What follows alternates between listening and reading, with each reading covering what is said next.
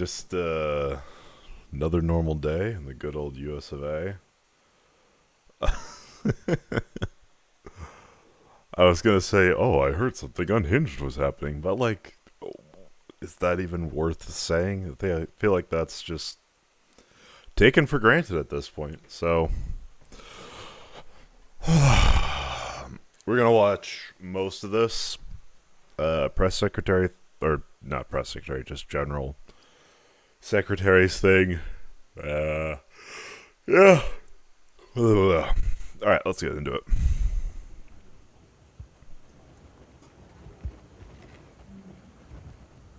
Are you all set? That wasn't very Say clear. do, actually.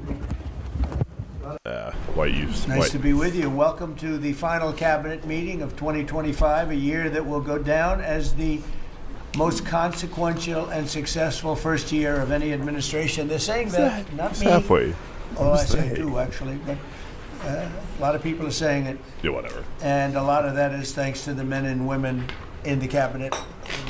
The new and improved cabinet room, We've I might got war add. crimes, We took inflation, pictures down from the vaults. We have vaults horrible downstairs relations with lots our of pictures that allies, haven't been yada yada. exposed to the world for, in many cases, over 100 years. We brought them up, and we're using them as they should be used. But the cabinet room looks beautiful. Like That's a great list, for your first year in office. Your crowning achievement is hanging up pictures. Nice, it cool. should now. The Oval Office looks beautiful, like it should. It was not. It was like the rest of the country. It was in disrepair. 1 year ago, our country was dead, and said to me by many leaders, we had a dead country. Now we have the hottest country anywhere in the world. It's true. The hottest Very country true. anywhere in the world. Think of that. 100% real. In 4 long years Fact of the check by Biden real administration, there were American just patriots. $1 trillion of new investments in the United States in 10 months. We've secured commitments of over $18 trillion. So they had, in 1 year, less than $1 trillion. That's in a period of 4 years. Think of it. 4 years they had less than $1 trillion. In 10 months we have more don't than have 18 third trillion. quarter Is that FDI, right, do Scott? we? It's even going to be higher than that. It'll be higher by And the going end of up. the term. And we're waiting for the Supreme Court case, and Yeah, it's so we are. important and so vital for this country because we're not only respected again, we're putting out wars by our trade policies, and we're taking in hundreds of billions of dollars, and our country is wealthy again and secure again, and it's part of national security, and I hope that goes well. I think it's very Oh important. man, But Buddy is think of the not number. having a We're good one gonna be from what I over hear and from what it $18 sounds trillion like. in 10 months, and which is a record times probably 8 or 10 times, I think more than that, for any country. There's never been a country that's had that kind of an investment ever in history. And there's never been a country that's had half of that. It's a tremendous... Like just always keep in mind, this is verbally spoken. I won't even say commitments because they're not committed to anything. They're just saying they will do this. This doesn't mean anything. Actual FDI is under Biden levels. Like it would be great if other countries were investing more in the U.S. Obviously, for the sake of my fellow countrymen, I hope they follow through with these investments. But so far, it's just words. It's not dollars. It's not even contracts. This thing that's taking place, we have companies moving in from all over the world, from Mexico, from Canada, from Europe, from China, from... And I have to imagine business leaders are like, okay, I think we'll just say what we need to say till this passes, and then we'll go back to status quo. Maybe there'll be more focus on U.S. to, I guess, appease this more protectionist element. We'll see. Japan a lot. We just had Toyota is going to spend $10 billion, they just announced, on building new plants in this country. Our workers, they're going to be all workers. But they're spending a tremendous amount. So the stock market is at 46 all-time highs. And this last Friday, which is called Black Friday. This point was means the nothing. The stock market should be hitting highs like at least every week, right? Like we expect the S&P 500 to kind of go in a general trend up and to the right. Biggest ever online sales that there's ever been by a lot. I'll find a report on this, but apparently a lot of this was all financed, which is terrifying. Let's see. It was Black Friday sales, buy now, pay later. Holy shit. I disabled it. Don't worry about it. Ah, shit. Fine. Archive.ph. Tough. Okay. I think if I can find the buy now, pay later represented 747.5 million. Oh no. Okay, buy now, pay later is terrifying. Like, it should not be the case where we have to, we have to finance groceries.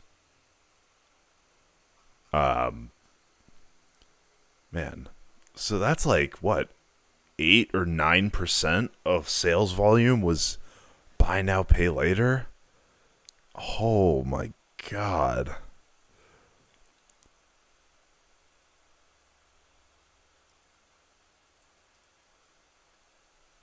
People are becoming less solvent too.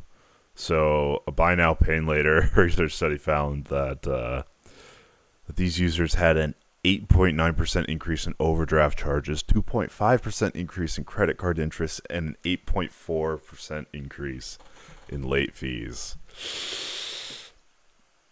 I don't know what Black Friday does to the American mind, but it causes people to just need to buy. I don't know. More Americans are working today than at any time in the history of our country. I mean, these are the facts we have to get out. And, you know, there's this fake narrative that the Democrats talk about, affordability. They just say the word. It doesn't mean anything to anybody. Just say it. What? When Americans are financing groceries, affordability means a hell of a lot.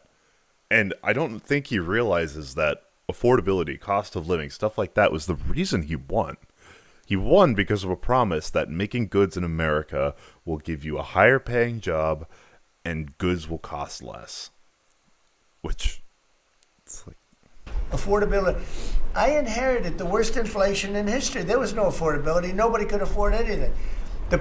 You inherited 2.5%. Prices were massively high. Do you remember when we took over eggs? You did a great job on that, Madam Secretary. Agriculture, Brooke. Eggs were 4 or 5 times higher than they had ever been. They said don't order eggs for Easter at the White House. And we ended up doing it, and we got the egg prices way down, lower than what they were before. But the word affordability is a con job by the Democrats. They say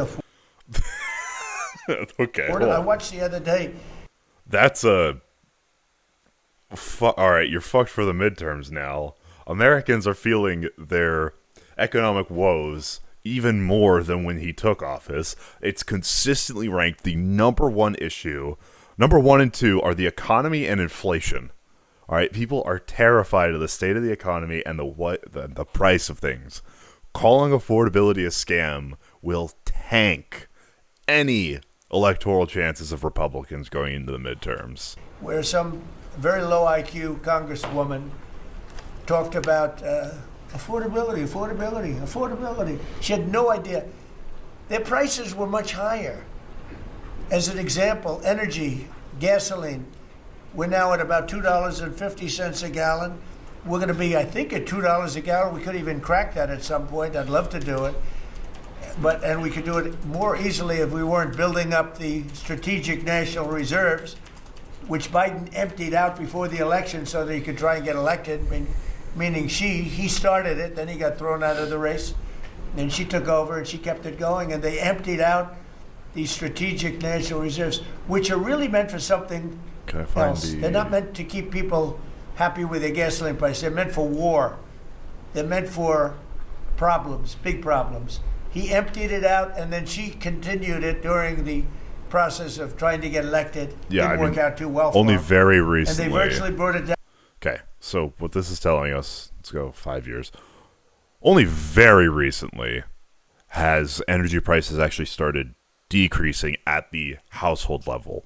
For most of the admin, for most of this admin, energy prices have been rising. This is percent change, so as it's been above zero, the household energy prices have been rising, except for the last couple months. Just to be clear.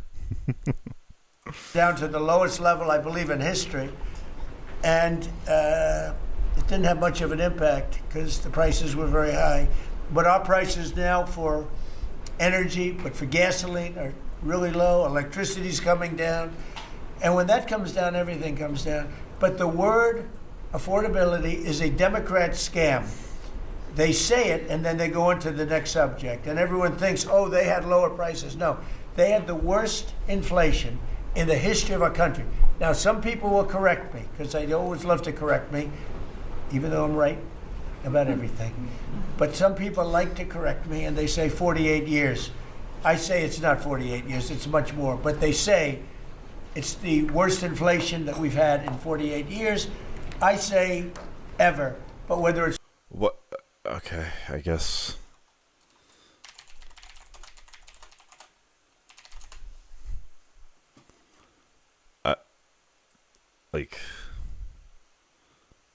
how far back can we view the BLS statistics?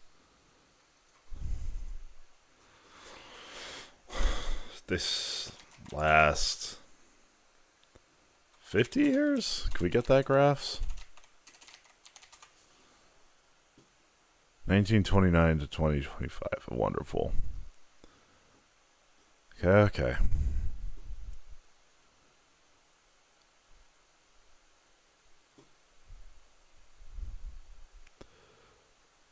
Yeah, inflation down. So where are they citing this massive... Oh. Ending the gold standards after stagflation, I see.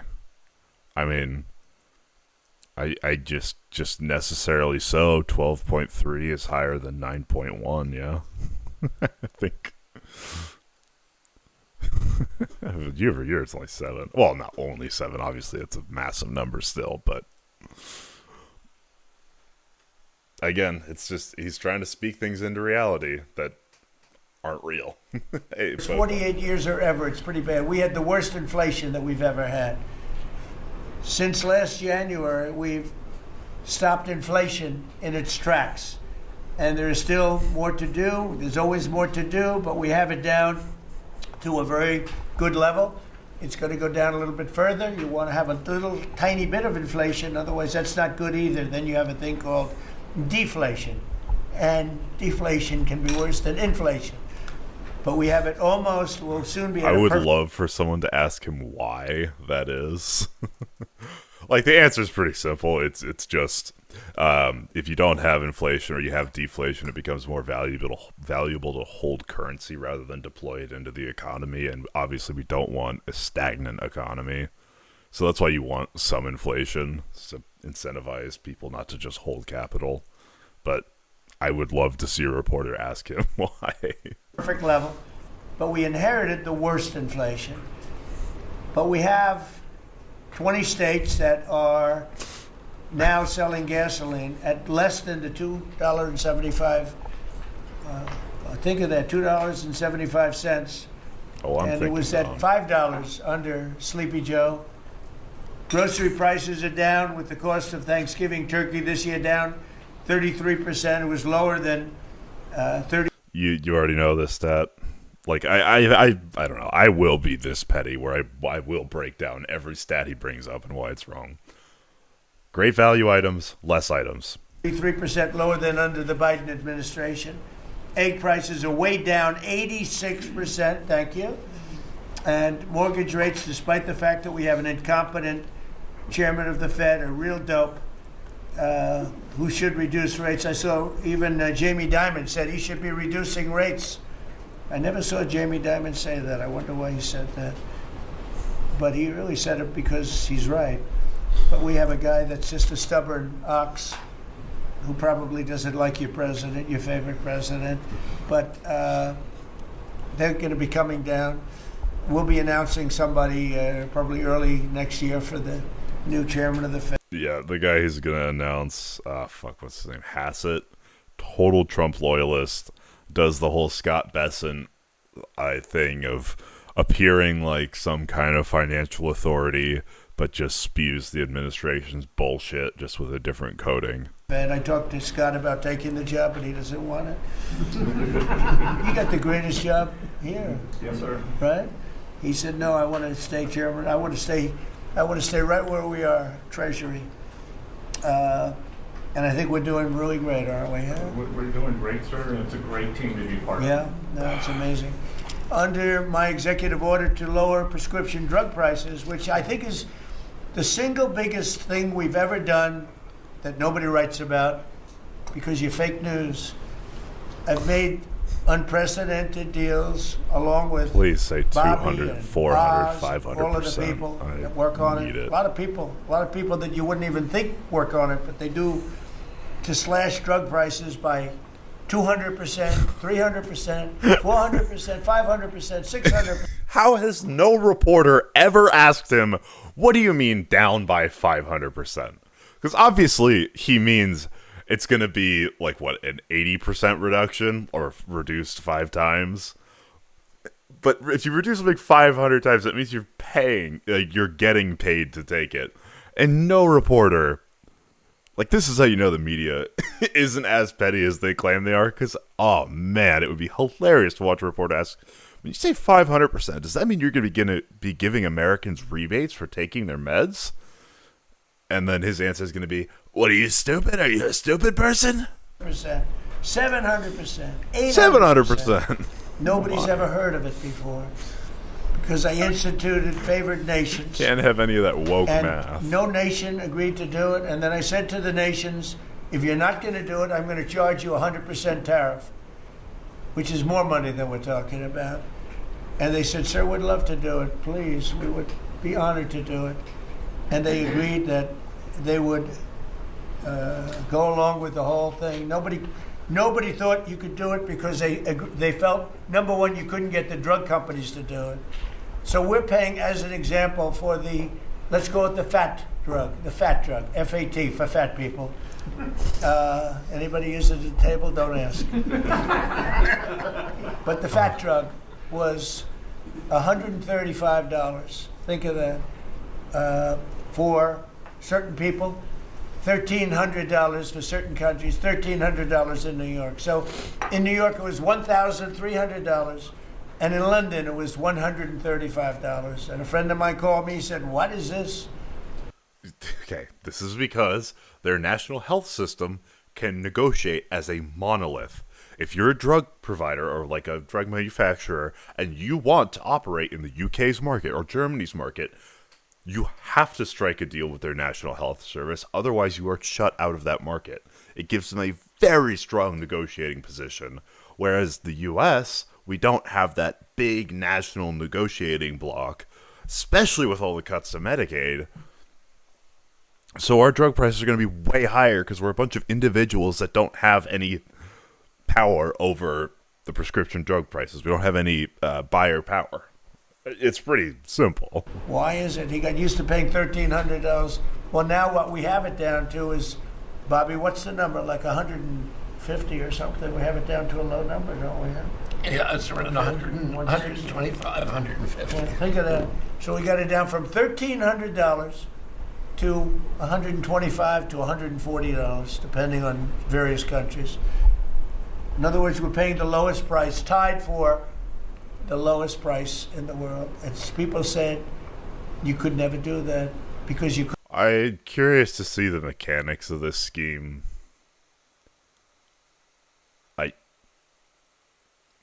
I guess what he's implying is that he's leaned on other countries to raise their negotiated price so that the drug manufacturers don't take too big of a hit.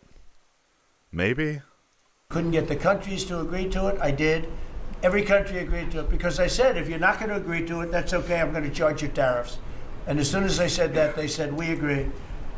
And then we had to be a little tough with the drug companies, but they came along.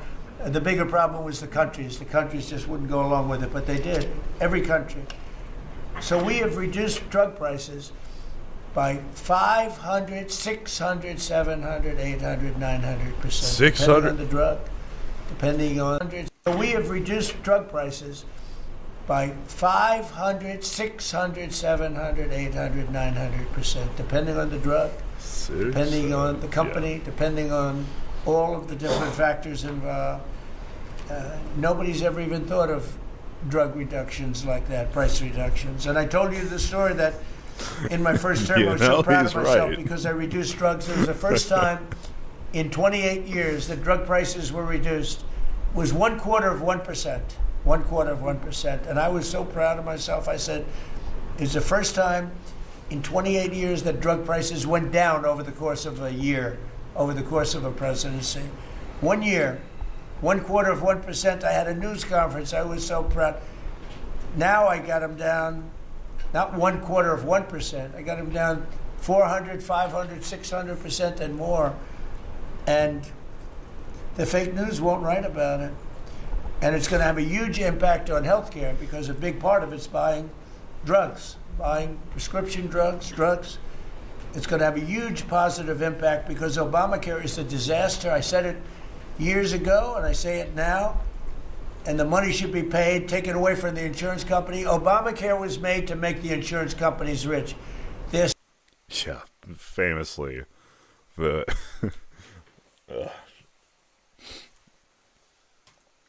the person you called communist, Barack Obama, was in it for the insurance companies. Okay.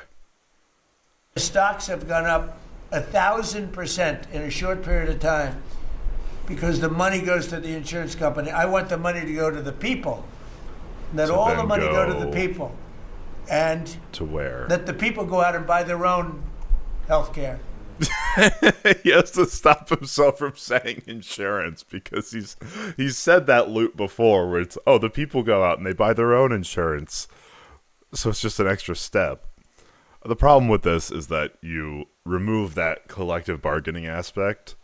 It's like trying to negotiate a raise without a union or something. Like it's just, you're not going to have as strong of a case. And I see on television, people are advertising now, we will help you buy health care. We will go out and help you buy. That's becoming like an industry because of what I said. So something's going to happen. It's probably not going to be easy because the Democrats, frankly, they don't want to make a good deal for the people. They just want to make a bad deal for the country. They want to make a bad deal for the Republican Party. But the Republican Party is united, and I will say that what I would like to do is the money doesn't go, trillions of dollars get paid to drug companies, and you still have lousy health care. Obamacare is horrible health care. Yeah, it's better than no health care. That's the thing. It's cheap health care, but at least it's something.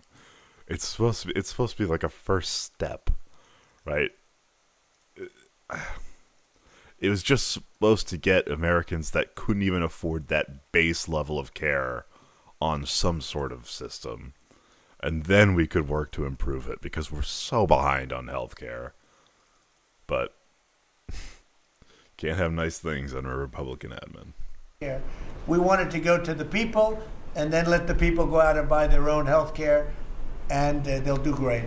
They'll do great. So we're negotiating that now with the Democrats. Well, congressional Democrats want the largest tax hike in history. I proudly signed the largest tax cuts in American history with the great big beautiful bill. The great big beautiful bill the biggest piece of legislation ever signed, and that includes the extension of the original. What happened to my small government Republicans? Why is this a positive? It's the biggest piece of legislation ever signed. Trump tax cuts, but it's the biggest tax cut ever signed, and it includes no tax on tips, no tax on overtime, and no tax on Social Security. Nobody's ever seen anything like it, so think of that.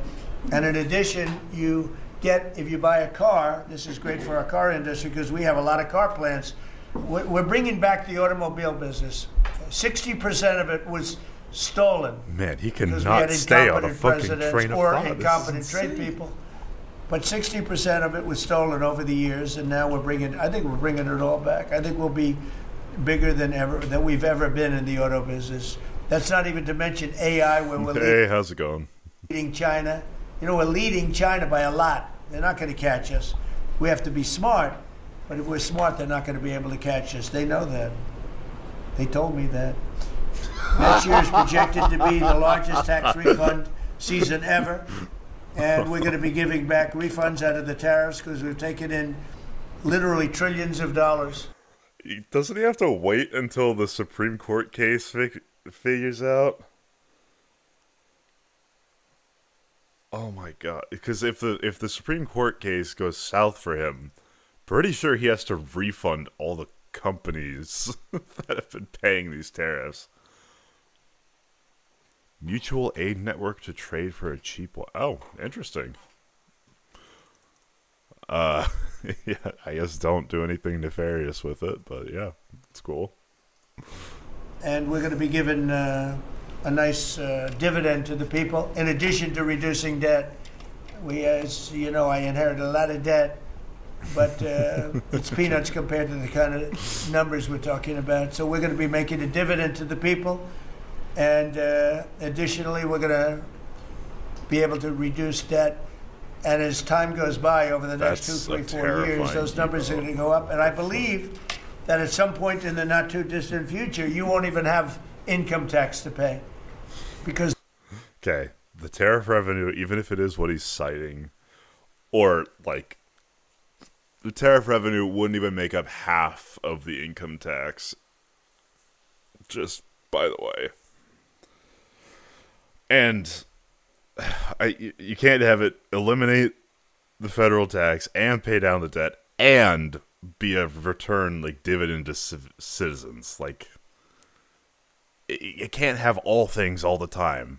the money we're taking in is so great, it's so enormous, that you're not going to have income tax to pay. Whether you get rid of it or just keep it around for fun or have it really low, much lower than it is now, but you won't be paying income tax. We've slashed $1 trillion in costly job-killing regulations, saving Americans an estimated $2,100. How much really is the tariff revenue? So first quarter, I think it was 130 something billion. Second quarter, I think it's 320 something billion. We'll look it up. Tariff revenue by quarter. Yeah. So, yeah. So Q1 2025 96 is this million, yeah, billion, and then 267 billion last quarter. We're still waiting on Q3 numbers because this admin does not want to release any fucking numbers. Like, they said they're not releasing the jobs report, obviously, or the unemployment rate or whatever. So there's another company that does like payroll processing that has usually pretty good estimates of what the employment levels are going to be. They're estimating negative 10,000 jobs this month. Yeah. So I just don't believe your eyes. For a family of four. Or your ears, rather. The Biden administration was the exact opposite, but times four. They went up $6,000. We went down $2,100. Think of that. To bring down energy, electricity, and utility prices, I ended the Green New scam. They call it the Green New Scam, one of the greatest scams in the history of our. Yeah, no, I know. Ironic, if he wants to do these dividends, I think he'd have to borrow to do them, which is just. And somehow Republicans will still try and tell you it's a good deal. Country. They talked about global warming and all that crap, and what they've done to this country. What they've done by allowing 25 million people into our country, many of. Dude, you can see the way his brain works. It's boing, boing, boing, boing. We were talking about tariff revenue. Now we're on illegal immigration, or legal immigration, because asylum is a legal status, just by the way. Whom are criminals, many of whom, 11,888 are murderers, and we have to get them out, and we're doing it. We're doing it. I think what the job that our law enforcement groups are doing, Christy, you and Tom and everybody, amazing. What you're doing is amazing. This is rough. I terminated the insane electric vehicle mandate. And look, some people that make electric cars weren't happy with that. But we have to do that because Still you have to have a salty about choice, his whether it's breakup a with Musk. gasoline-powered That was so car. sad. My heart And we have just so much bleeds. gasoline. You know, China doesn't have gasoline. We do. And whether it's a hybrid, which really are working really well, the combination of electric and gasoline driven. But everybody was supposed to, by 2030, everybody had to own an electric car under the Biden stupidity. That was a goal. Oh. And not everybody wants Lip to do that. I service, like if electric anything. cars. I like all cars. They're all good. They all have reasons. But you want to be able to go and buy what you want. I opposed historic tariffs that are now bringing in so much money that nobody's ever seen anything like it. And countries that were ripping us off, including allies, but they were ripping us off for years. I won't use the names. I won't mention Japan. I refuse to mention South Korea. I will not mention names. But they were ripping us off like nobody's ever been ripped off Laughing before. alongside. And taking horrible advantage of your country. But now we're making a lot of money. We're making a lot of money because of the tariffs that are pouring in. And it's really national security. Among everything else, it's national security. We've also rapidly turned the worst border crisis in world history. I believe we had the worst border ever in history. I don't care if you had a fourth world country. You know, we allow third world country in. We would allow fourth world war countries in also. Okay. I mean, I guess it's not surprising. It doesn't know where the term third world comes from. But It doesn't matter. There was never a border that was as bad as our border. We allowed anybody in with no checks, no vetting. So we've rapidly turned the worst border crisis in world history into the strongest border in the history of our country, and probably one of the strongest borders in the history of the world, because we have nobody coming through. And I want to. you think there might be a reason other countries don't want to have nobody coming Thank in? our people. The Border Patrol is so amazing, ICE, and I want to thank the military for the backup, because they're standing right behind them, and that was really nasty for a period of months, and now it's no longer nasty. Now they don't even come up. Nobody comes up. It's an easy job. It made your job a lot easier because they know they're not going to get through. And we take people in, but they have to come in legally. For 6 months in a row, 0 illegal aliens have been admitted into the United States. You believe that? 0. We had millions of people coming in a year, millions. Now we have 0 for 6 months, and these are given by radical left people that do the numbers. I mean, they're not doing them any favor.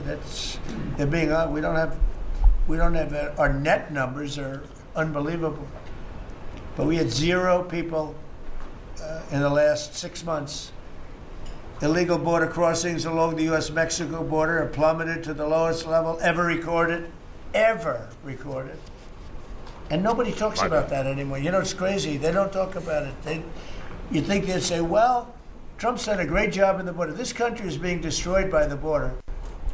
But you always find something new. Like, is he in good health? Biden was great. You're not. But is Trump in good health? I sit here, I do 4 news conferences a day. I ask questions from very intelligent lunatics, you people. And they always I give the right answers. There's never a scandal. There's never a problem. I give you He's underwater on answers immigration. that solve your little And problems. it seems like it's going. You go back, and you can't find anything, but you do stories about Biden was in wonderful health. The guy didn't do a news conference for 8 months. If I go one day, I had one day where I didn't do a news conference, there's something wrong with the president. You people are crazy. I'll let you know when there's something wrong. There will be someday. That's going to happen to all of us. But right now, I think I'm sharper than I was 25 years ago. But who the hell does? By the way, I took my physical. I got all A's, everything. But they said to me, You got an A on the prostate would you like to exam, take buddy? a cognitive test? I said, is it hard?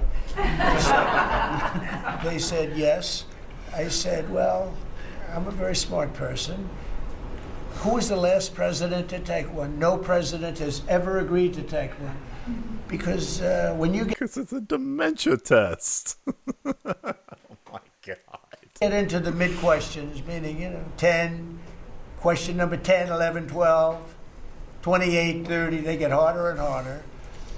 And they said, would you like to do it? I said, well, This is the test, by the no reason to way. do it. Nobody's ever done it. Name I'll do a it maybe, horse. But there's really no reason. Tiger. They said, sir, the problem is this is Walter Reed Hospital.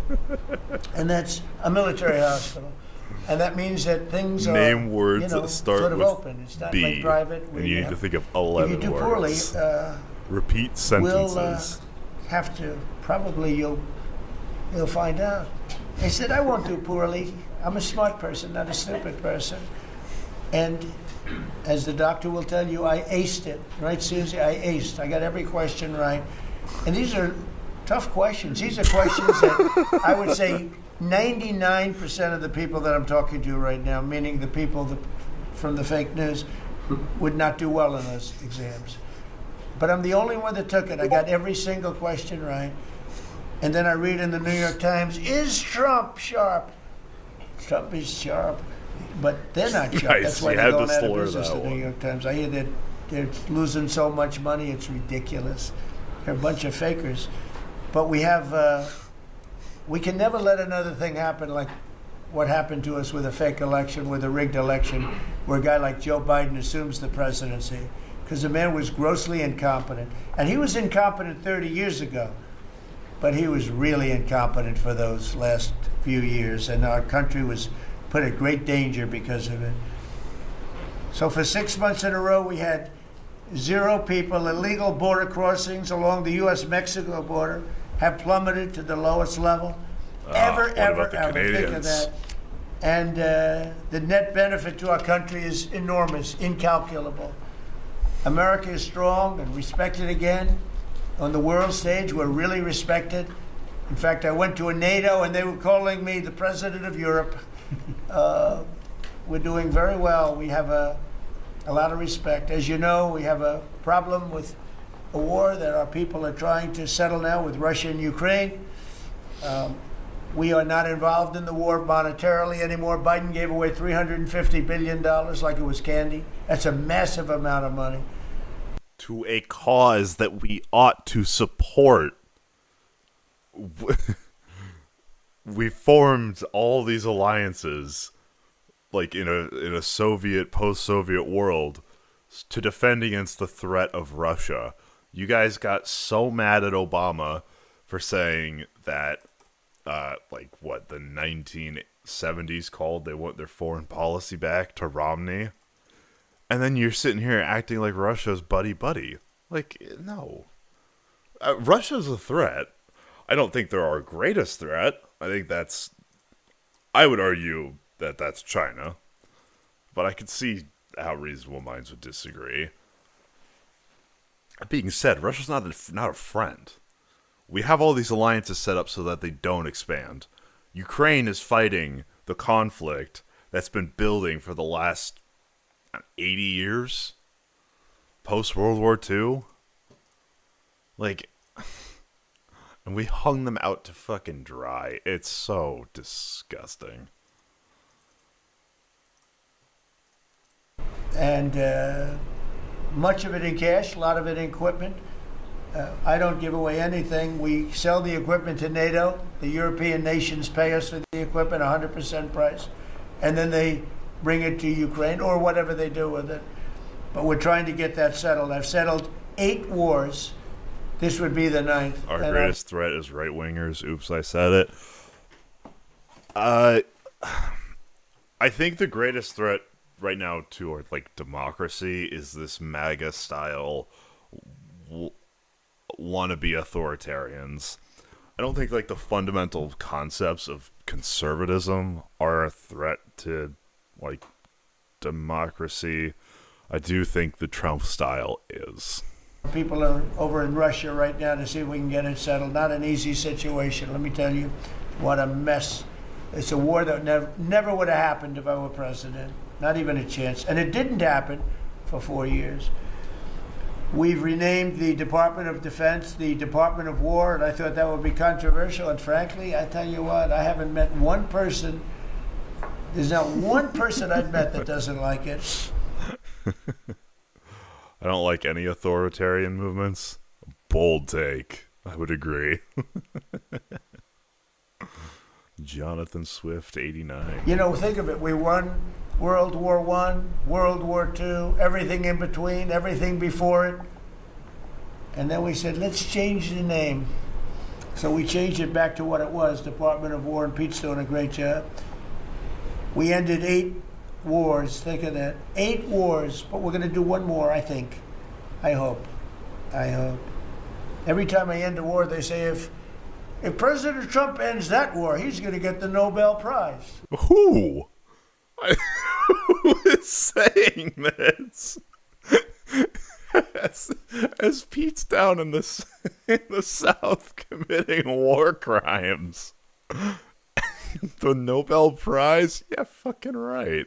If I end that war, well, he won't get it for that war, but if he ever gets it for the next war, now they're saying, if he ever ends the war with Russia and Ukraine, he's going to get the Nobel Prize. What about the other 8 wars? India, Pakistan. Think of all the wars I ended. I wholeheartedly agree with you. We are center-left here. Not Russia shills, not communists, just, I'm center-left, liberal-ass Democrat.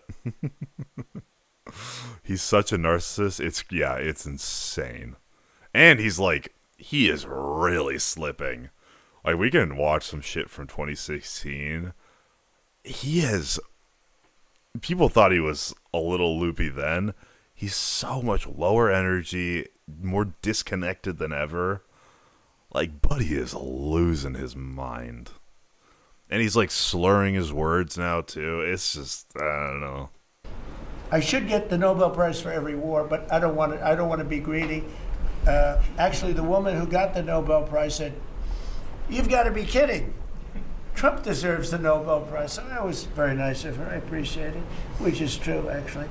But I don't care about that. You know what I care about? I care about death. I care about all the people that are dying. And last month, 27,000 young people died, mostly young people, mostly soldiers, despite some missiles being shot into Kiev and other places. But think of it, mostly young people. 27,000 people died between Russia and Ukraine last month. What a shame.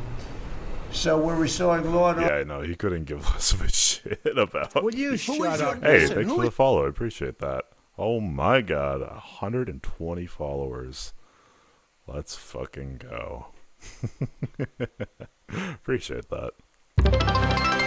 Oh wow, that's a very intrusive noise. At least in my headphones. I don't know about you guys.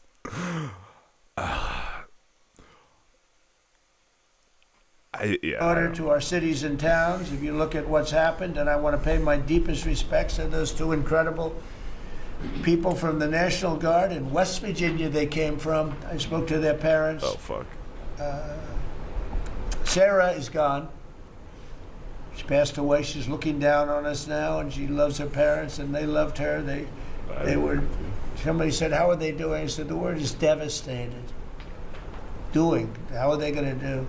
They're devastated. The rest of their lives they're going to be devastated. She was an incredible person, highly respected, top of her class, everything. She was like a perfect human being. 20 years old, just started. She was like a baby. She was so proud. They were giving her a promotion.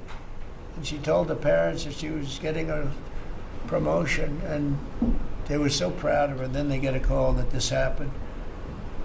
And we have one young man who's fighting for his life. He's fighting Do we very have hard. any more I think info he's probably on doing better than anybody. And they said the guy? he didn't have a chance. I'll tell you, the one who said he's going to live is his mother. He spoke to his mother. Like, Sir, I don't he's know going if to live. I we've spoke learned to him anything new about very soon after this motives or horrible anything event like took that. place with this scum that is able to come into our country. I spoke to his mother. Sir, he's going to be okay. I'm telling you. No doctor thought that. Nobody thought that. He was hitting bad places, and she was like so positive. It was incredible. And it's possibly right, Pam, right? Possibly right. Boy, it would be amazing. If he lives, it would be amazing. A miracle, actually. But we're very proud of those two people. We're very proud of the National Guard. We're very proud of our military. They shouldn't have been in D.C. in the first place.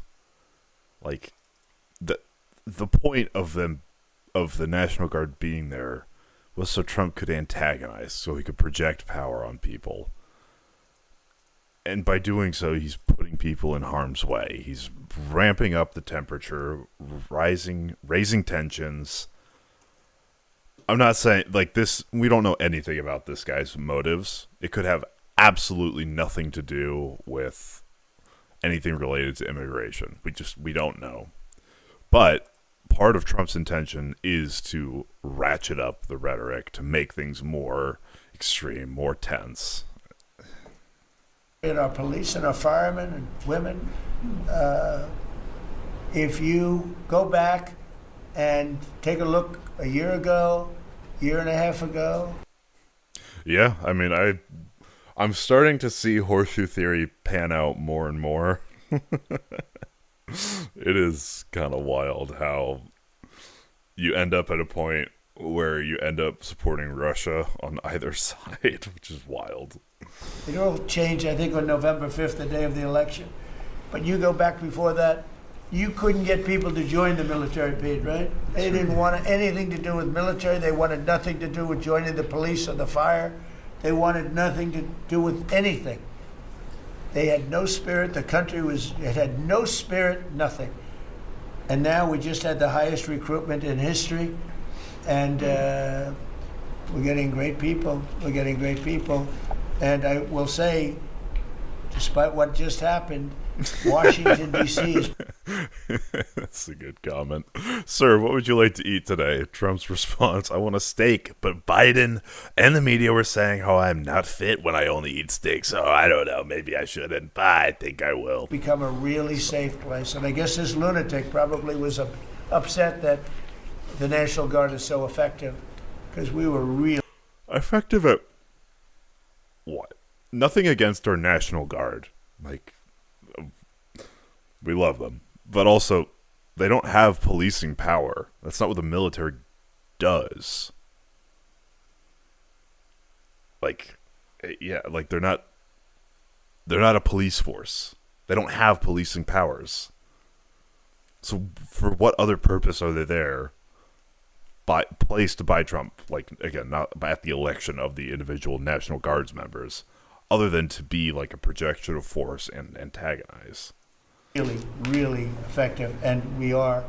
And Washington, D.C. is now considered a very, very safe city.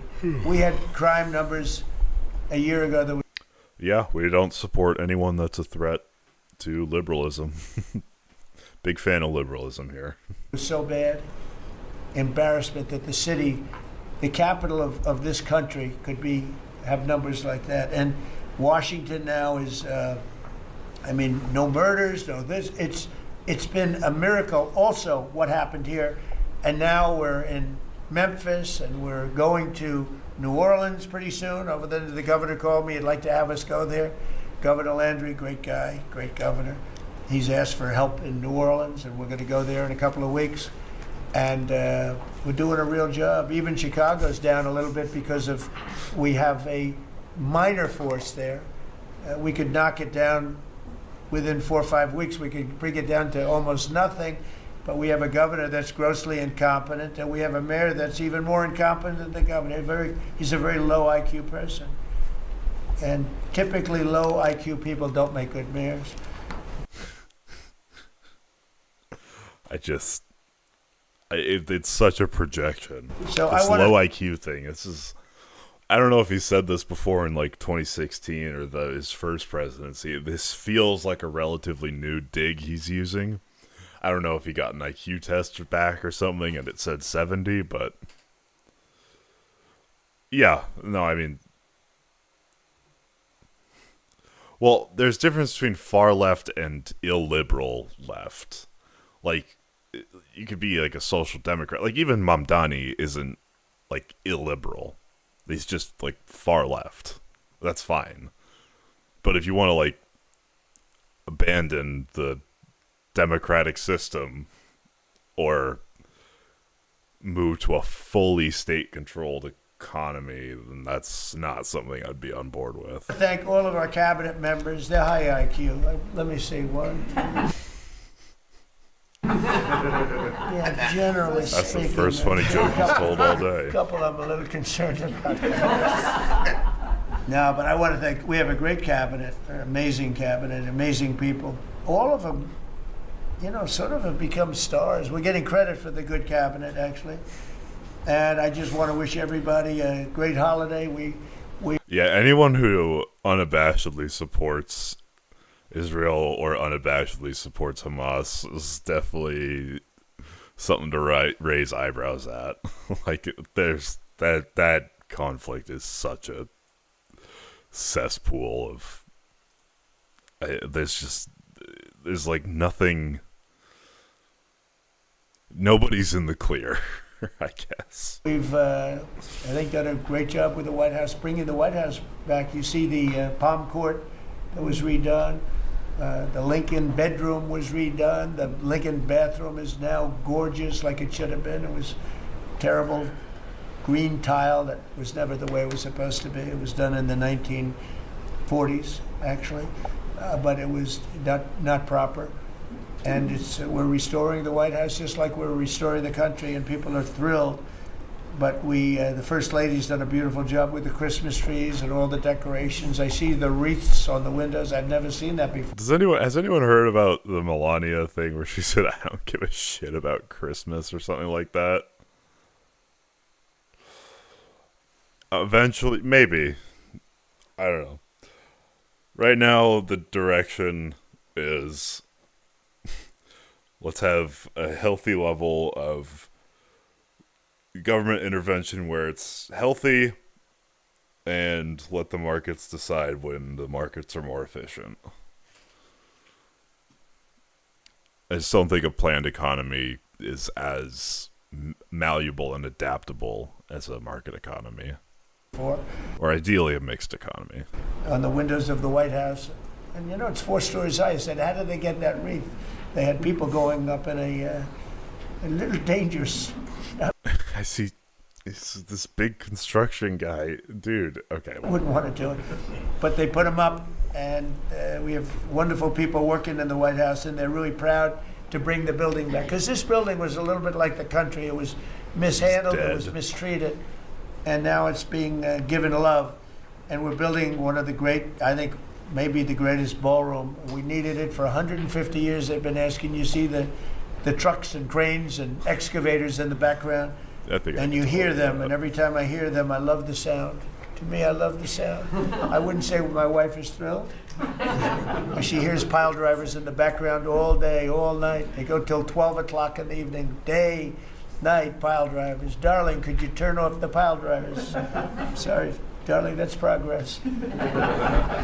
But no, we're doing great. It's going to be I think it's going to be the finest ballroom ever built. And we're going to have it's going to be bigger than the White House, and it's going to be privately funded, which is such an insult to the people's house. Here, they've wanted it for 150 years. Think of that. So I will just end by saying I want to thank the cabinet. It's been a great cabinet. Let's think of it.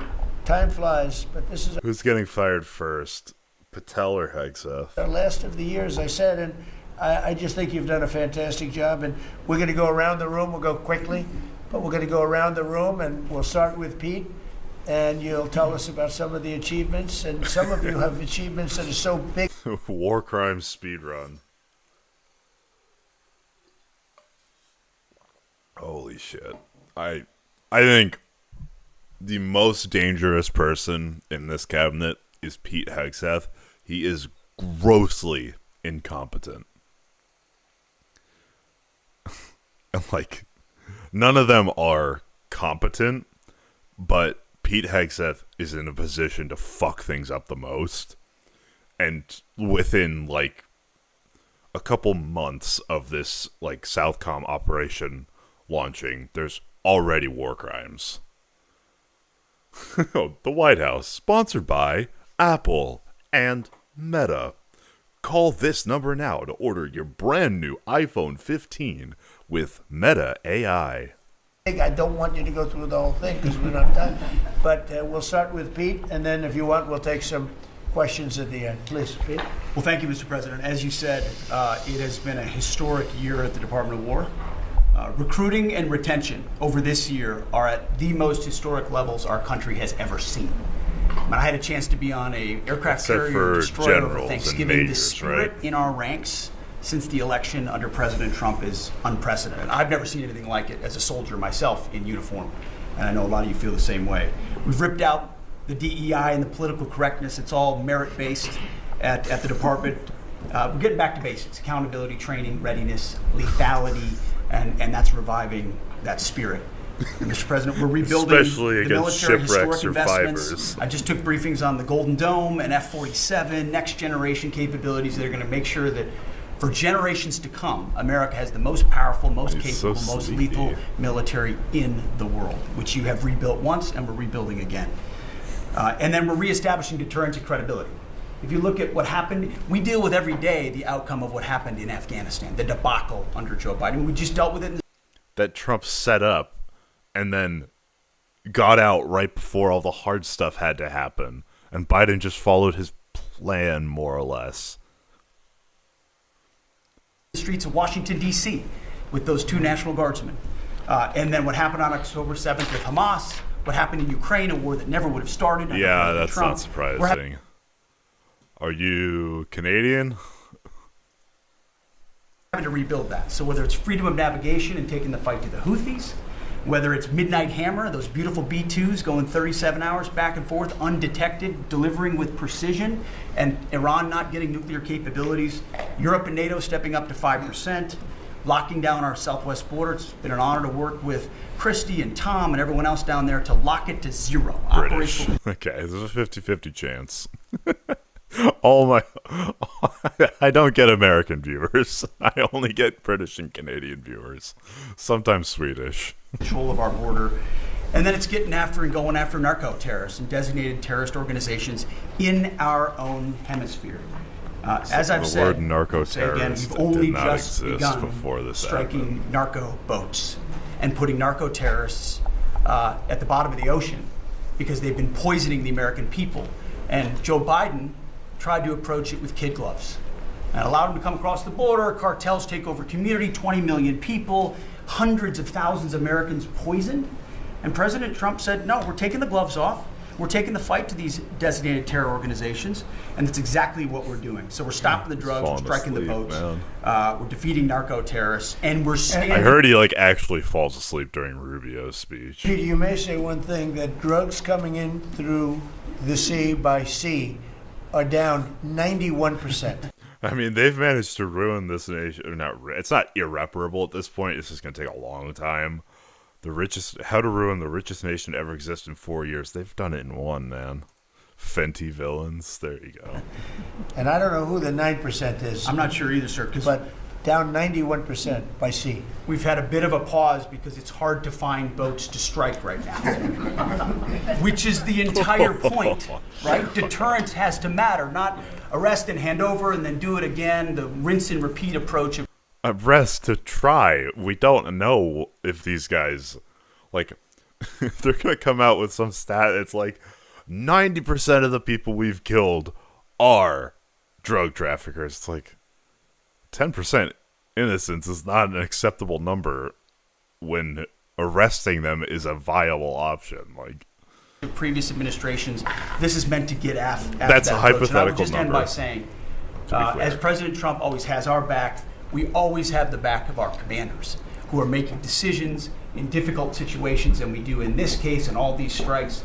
They're making judgment calls and ensuring that they defend the American people. They've done. Pete Hegseth. Oh, that's a terrible freeze frame. I was trying to think of like a pun to work in for like Hegseth and war crimes. I think Hagseth or something like that might be the. Yeah, apparently the evidence shown to Congress is not wonderful. And the right things, we'll keep doing that, and we have their backs, Mr. President. Good job. Thank you very much. Howard? So we set out to stop the ripoff of the United States of America. This is about global change of trade. We've been ripped off since 1945 when we set this policy. So we set out, and together with my partners, Jameson Greer and Scott Bessent, we set out to change that. So we started, the first one was the UK deal, right? We asymmetric. They pay us 10%, and we get charged nothing. That allows us to export, and that began the process. Then we did the biggest, the European Union, 450 million people, $20 trillion economy. They Yeah, they know fucking nothing about it. They were trying to sell to the American people that tariffs aren't a tax, when it's like the only people that a tariff hurts, like the money comes out of consumers' pockets because you raise the domestic price level, or you raise the global price level relative to domestic buyers, so more people are going to buy, or more domestic manufacturers are going to be willing to manufacture at that price. So it's artificial, and you're just making things worse for consumers. completely open their borders to us, and we charge them 15%. That makes America $100 billion a year and turns it back to where our economy is the best. And so it proved People that at the President bottom Trump's get hit the trade most, yeah. agenda was the right trade agenda. Then we go to Japan and Korea. They offer us $750 billion in cash to build in America at the president's direction. And we're going to start, as an example, nuclear, right? We need to have a nuclear arsenal in America of power, the generation of power. So we're going to build hundreds of billions of dollars, financed by the Japanese and the Koreans, meaning they give us the Well, this is yeah. A degree in economics is a powerful thing. It's good to know. I got my degree in finance, but I actually tutor economics now because I took it in high school, college, and then I actually took it again when I studied abroad in London. So it's interesting stuff, and these fuckers do not get it, or they do get it, and they're just lying. money, we build it here, and we split the cash flow 50-50. We're going to build ships, $150 billion worth of ships in America. That changes the way things work, right? After those trade deals, then you go to how are we going to reshore, right? Let's start talking about the auto industry. Oh, cool. Right? We've been competed against by Went to I did a semester at City University. Koreans, the Japanese, the Europeans were kicking our tail. President Trump changed it. 25% tariffs, bring it all home. This year, General Motors stock up 40%. Ford up 34%. And on the same day that we announced we had set all the... This is the motherfucker that said, you know how you find the fraudsters? It's the people that call and complain when they miss a Social Security check. Like, fuck you, dude. Tariffs. Sean Fain, the head of the United Auto Workers, called and said, I can't believe I'm calling a Republican Secretary of Commerce to tell the president that this is the greatest administration for auto workers in America. stocks up and auto workers up. That proves that President Trump understands how to take care of. Oh my god, I forgot. It does actually say SS Secretary. Either it's a mistake or there is a god tier troller at the White House. Cause that, hang on. Cause that is insane.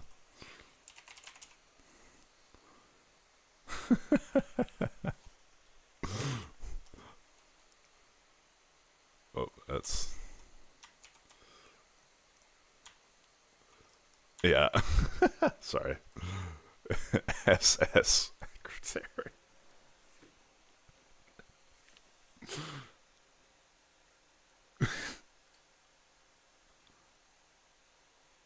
Is there a real patriot in the White House that makes these signs? Oh man, of all the letters to type twice, oh no.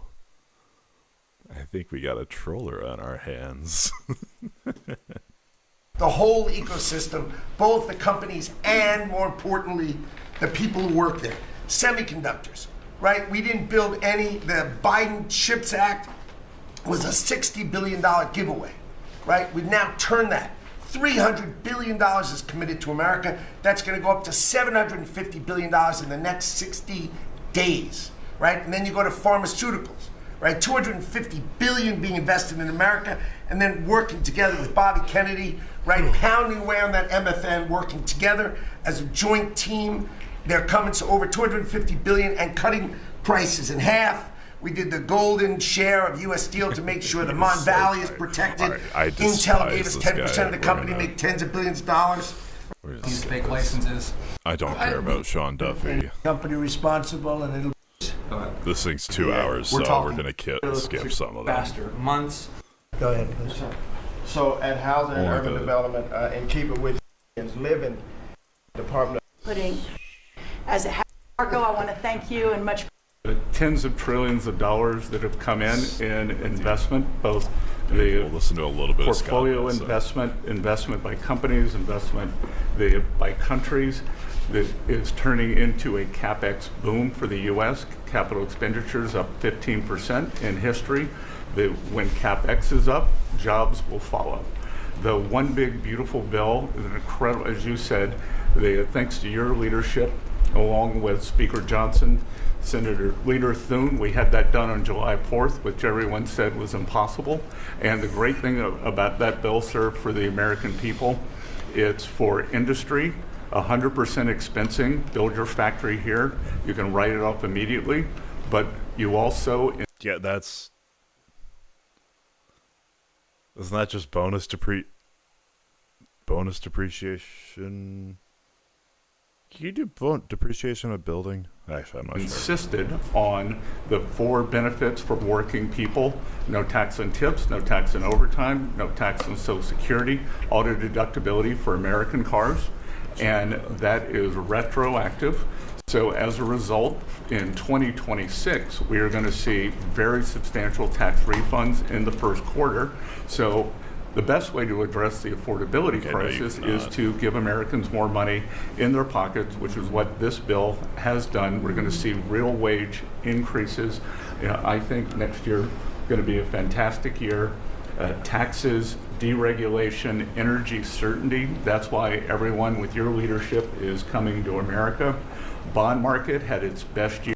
Democrats were raising taxes while congressional Republicans under the president's skipping leadership through were now cutting taxes. and trying to find Why someone did who's food worth get so listening expensive? to. Because we printed trillions of dollars and threw it into green scams that made our agricultural economy suffer while Americans were paying higher prices for food.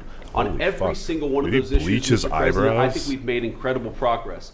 But it would be preposterous to Why is his eyebrows so bushy? fix every problem caused over the last 4 years in just 10 months. I think that we've done incredibly good.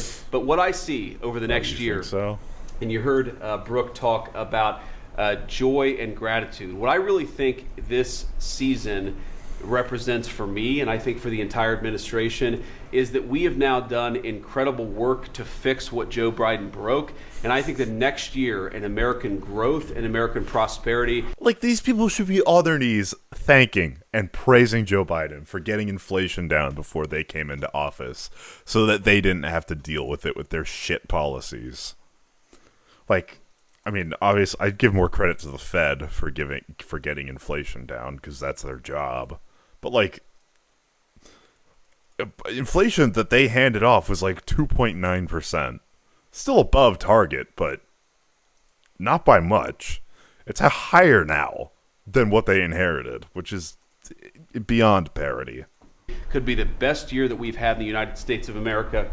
It's going to happen because we're all working hard. It's going to happen because we have the greatest country in the world. But I think for congressional Democrats in particular, if they want to talk about affordability, they ought to look in the mirror. We are fixing what they're broken. We're proud to do it. It's the job that we were elected to do. But I think 2026 is going to be the year where this economy really takes off.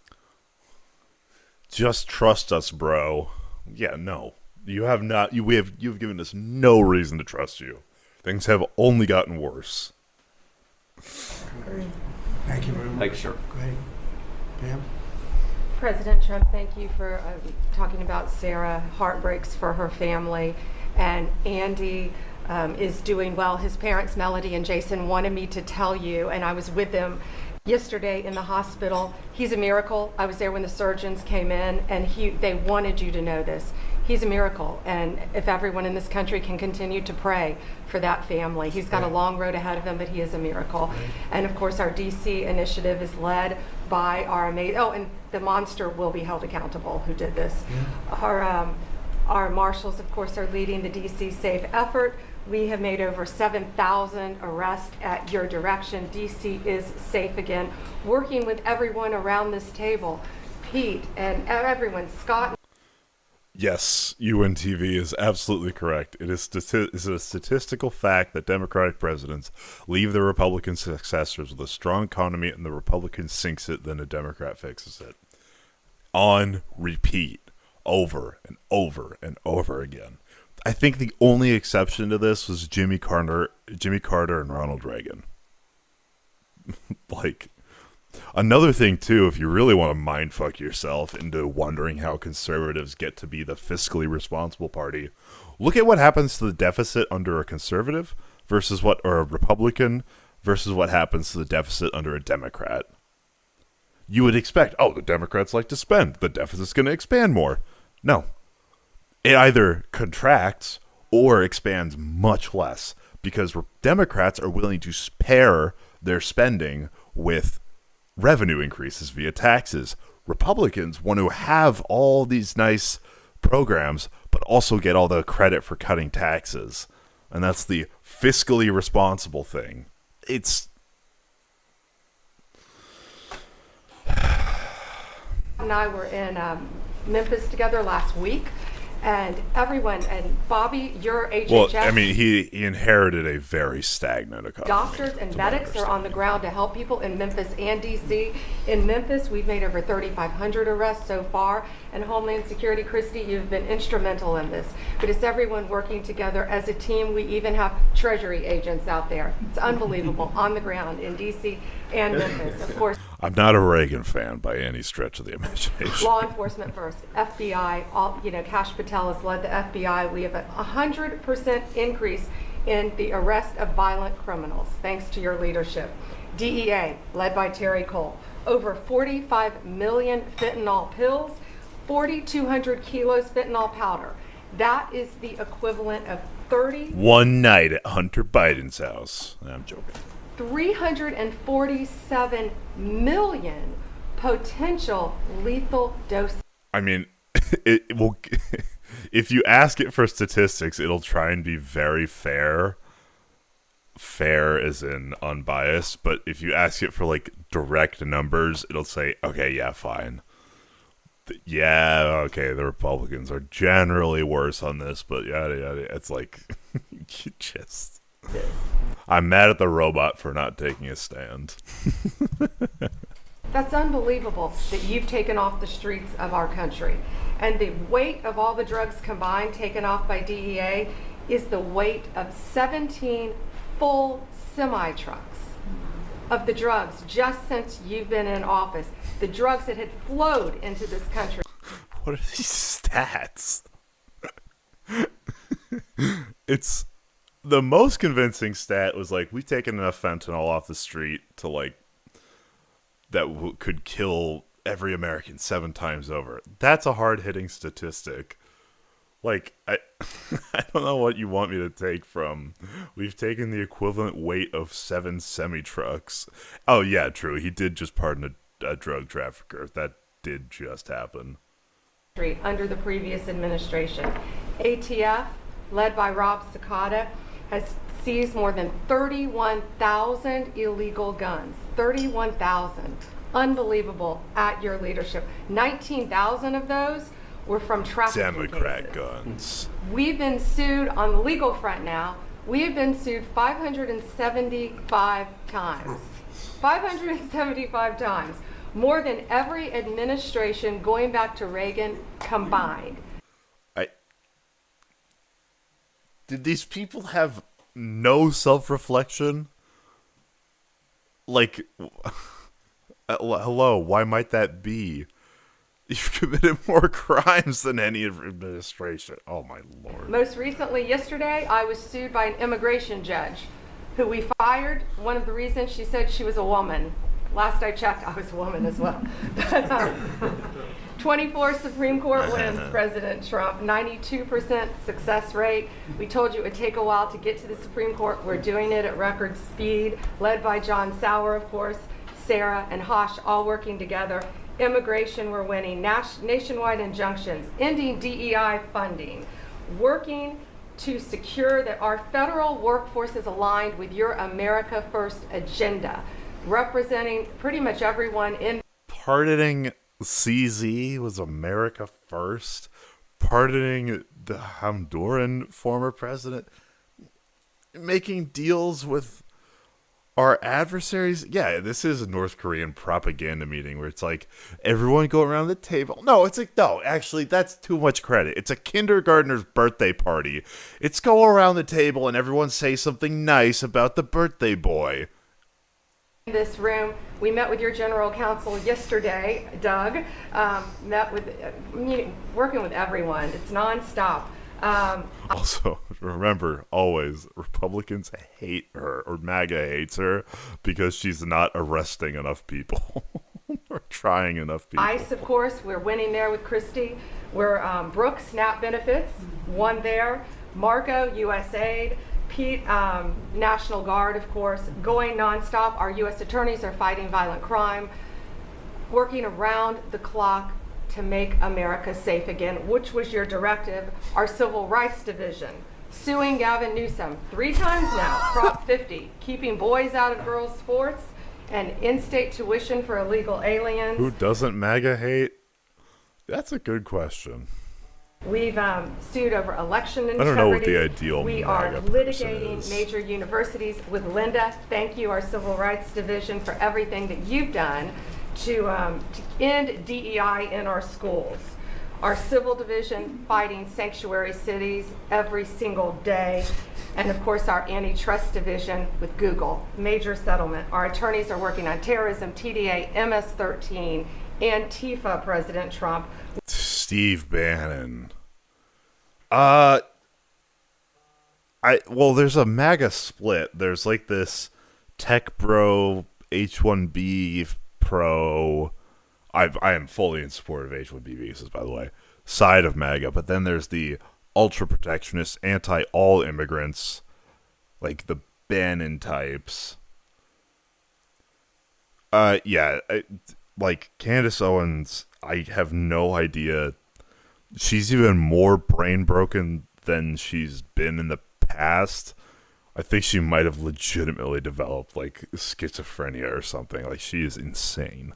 We've charged more than 500 defendants with assault on federal officers thanks to your directive. And also, we have dropped countless cases against Americans that were prosecuted under the Biden administration, including J6, COVID, FACE Act, and more. And as everyone knows, we cannot talk about pending grand jury investigations, but no one is above the law, and that includes Except the president, as the Supreme Court said, so that Trump didn't go to jail. All because of the fact that she claimed Macron's wife is a man? Surely I'm sure the French government cares enough about Candace Owens making a claim that pretty much everyone on the right has made. She's nuts, man. what happened They don't care about you, little bro. in Arctic frost. I hope everyone has a very Merry Christmas, Happy Hanukkah, and Happy Holidays. Thank you for fighting for our country. Thank you. Thank you very much. Please, Laura. Great. Well, thank you, Mr. President. Thank you for allowing me to be at this table. When I came on board, I knew really none of you. For outwork team. Make sure she's fighting for us in court so that we can get up every day and be bold. We're going to hire our 10,000th ICE officer. Will be on the job within 10 days. So we have hired 10,000. We've had hundreds of thousands of applications. We've got within the department, TSA went through this government shutdown without any delays. They all showed up for their shifts and worked hard doing security. And they have been absolutely fantastic. Sir, you made it through hurricane season without a hurricane. Yeah. And so FEMA, you kept the hurricanes away. So we appreciate that. And FEMA is deploying resources and dollars 150% faster than ever before. So somebody does have something bad that happens to them, you are immediately there helping them and telling them they have the resources to get back up on their feet. So we have built and deployed hundreds of miles of border already. You have cut the fentanyl flow over the southern border by over 56%. You've saved hundreds of millions. Okay, according to a Daily Mail investigation. Kristi Noem's ICE hiring chaos laid bare as fat, illiterate, and violent misfits. Oh my God. Of lives with the cocaine you've blown I'll up read this on the in the side. Caribbean. And, you told me to look into Minnesota and their fraud on visas and their programs. 50% of them are fraudulent, which means that wacko Governor Walz either is an idiot or he did it on purpose. And I think he's both, sir.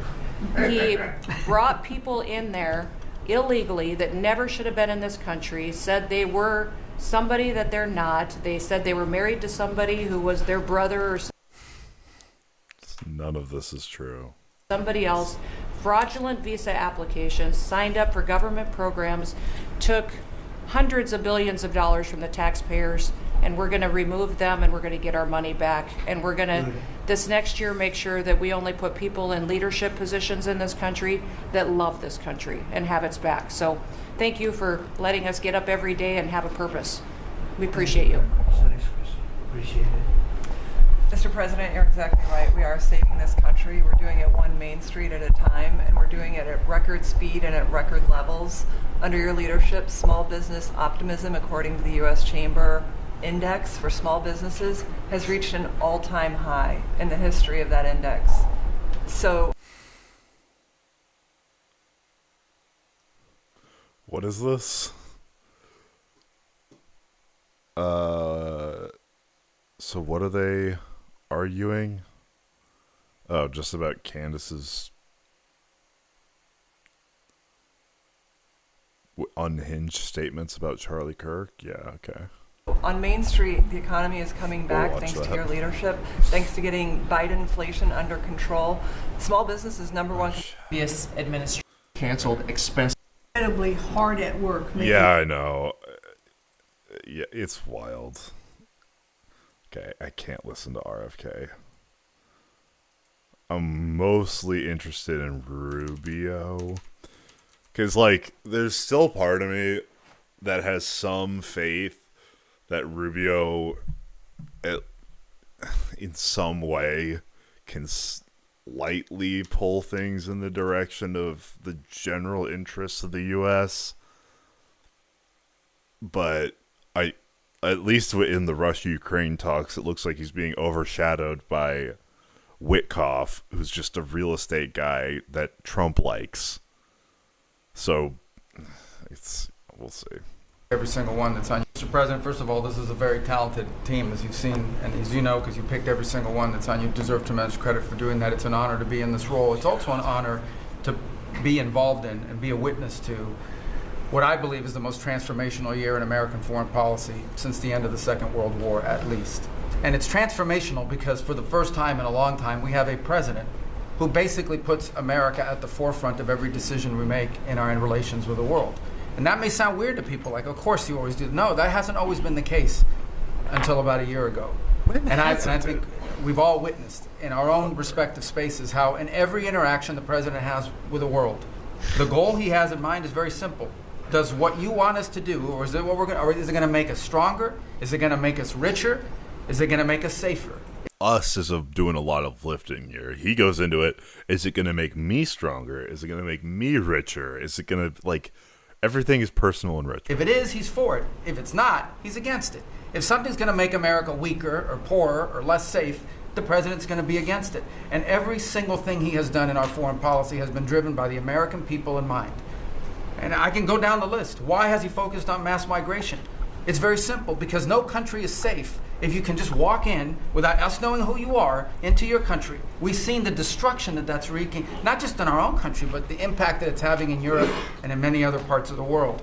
You talk about trade deals and the trade situation has been involved in. People, all this reporting on it. It's very simple. The president views the last 40 years as an era of which American workers and American farmers have been ripped off. They've been ripped off, yeah, and what he's saying is we want to have what trade he's with the world, saying, but it has to be a trade in which American businesses and American workers and the products they make and what American farmers grow and produce has a fair shot to be sold around. Then subsidize them. If you really want American agriculture, you have to subsidize it. The U.S. dollar is so strong compared to the rest of the world that people can't afford to import our stuff generally. Like, it's very expensive for them. The way you make it cheaper is to subsidize. Okay.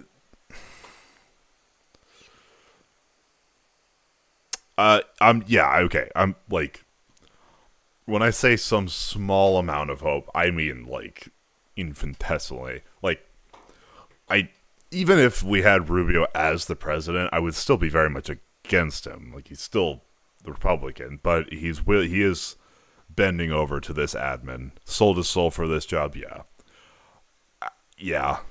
I had hoped that he would stand up for Ukraine a little bit more, but he's getting totally steamrolled. It's quite sad. I had hoped. Past tense. The world. On issue after issue, that's been the case. You talk about foreign aid reforms. This is not our money. This is taxpayer money. When the president has said is we're going to do foreign aid, but we're going to do foreign aid for countries that are aligned with the United States and in a way that doesn't waste the taxpayers' money.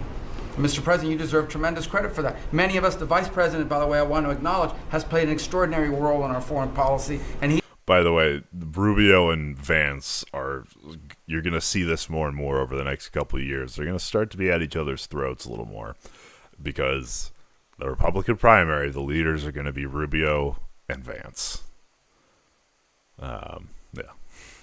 He too has been a witness to all of this as it's been occurring, and he's been a big part of it as well. You talk about NATO. The president's not against NATO. He went to NATO and basically said, look, you guys, we're paying all the money, and he got them to do the 5% commitment, which everybody said was never going to happen. It was impossible. Everything this president does is driven by the American people. Whether you don't have to agree with the actual move, but understand the motivation. The motivation is. Where the fuck is he looking? I'd prefer Rubio over Vance. I would agree. None of the above would be a great choice, but if it came down to it, then yeah, I think Rubio would be a better candidate than Vance. Always you, the American people, and what's good for you, for your family, for the country, and for our economy. But the president is also committed to peace in a way that all of us have seen. He achieved in Gaza, and he does it, by the way, not just because he hates war and he thinks wars are a waste of money and lives, but because he's the only leader in the world that can. No other leader in the world could have pulled off what happened in Gaza. And I can tell you, I can't get into the details. What happened in Gaza? Sorry. Like, if we look at a map, there's no ceasefire. It's just there's still bombardments, and it's in Lebanon too. Like, there's still a war.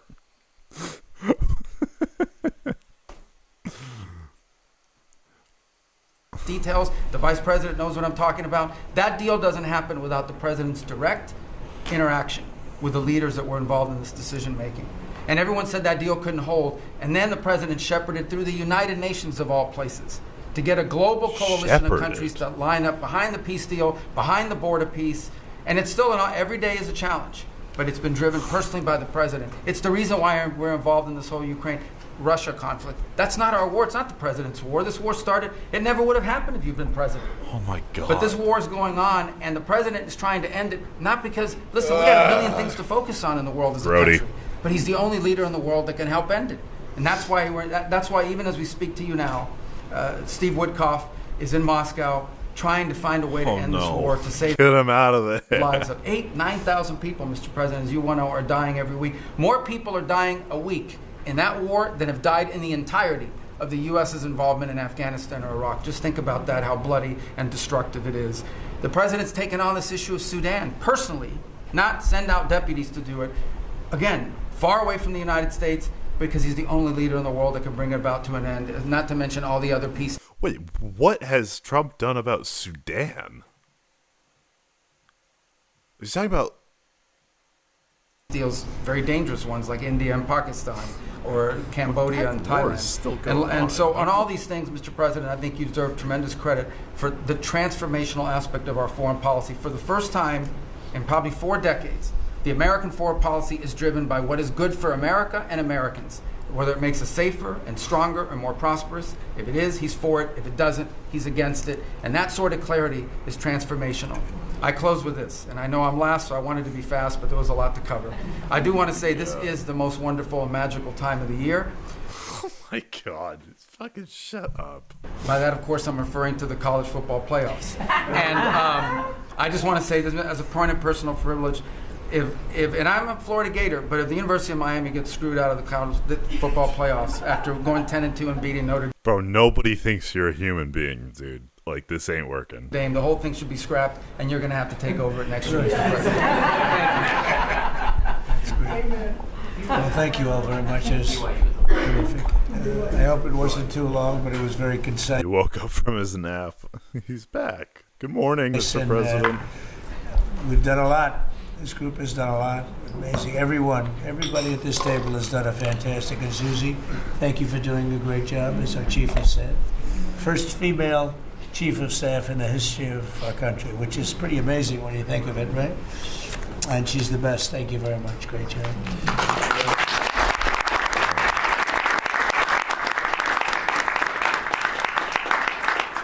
So after that, do you want to ask any questions?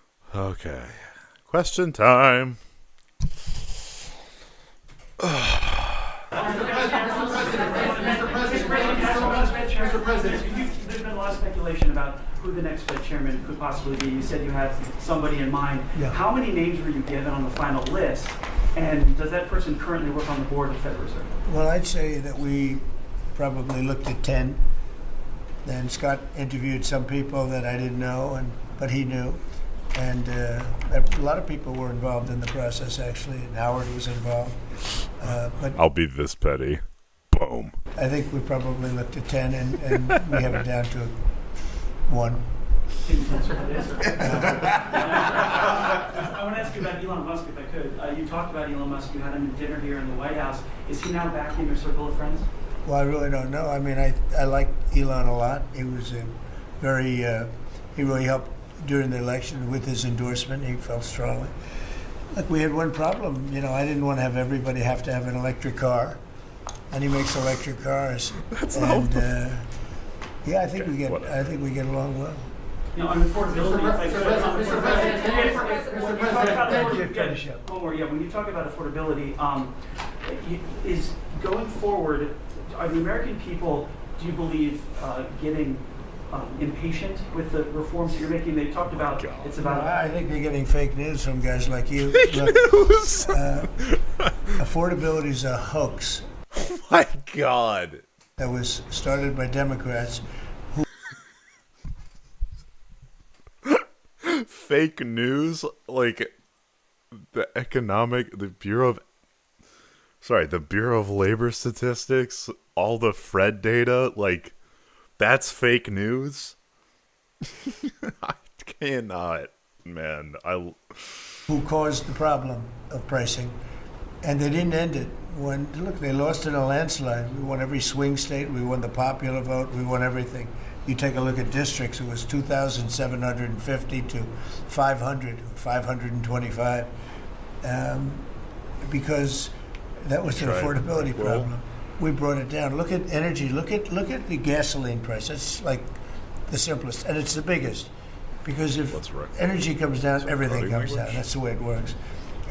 We're going to be at 250. You said 199 in some places in the country, right? You said it. I didn't say it. And they won't check you. They'll check me. So, I like to use your number. 199 a gallon.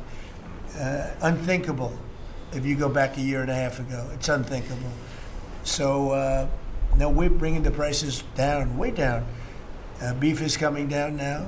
We've done certain magic, and beef is coming down. I'll find it for you. But we inherited horrible prices. We inherited really the worst inflation. So if you look up like average grocery prices by item or whatever, you can get this breakdown, which is pretty good. So let's see. We can scroll down to eggs. Historic data. It gives you, this is the last year, but this is the price level. Sorry, this is annually. Yeah, I mean, you can see it's kind of, if we go the last 5 years. During COVID, they were going to shoot up, just necessarily so. They came down, then wasn't there that bird flu thing around here? Was that when this was? I don't know. It's like, this is the Bureau of Labor Statistics, so BLS.gov. But like, chicken prices are on the rise. Like a lot of things you can see are just on the rise. Let's go pork chops. Pork, yeah, relatively on the rise. It's kind of stable. Broccoli. Oh, we stopped collecting data. That's nice. Lemons, stable. BLS, not BLB. Here's the, I'll link in chat. It's a average retail food and energy prices, U.S. city average and West region. I find it pretty helpful. Whenever they cite some stat about a certain food item, you could just look at this. Obviously, in aggregate, things are more expensive, but it's just a nice way to break down the individual stuff. In history, we inherited that. When I came in, that's what he had, and we fixed inflation. Maybe I'll make a website with links to all these places, just so we can have them, including 8 wars. We got 1 to go, but including 8 wars.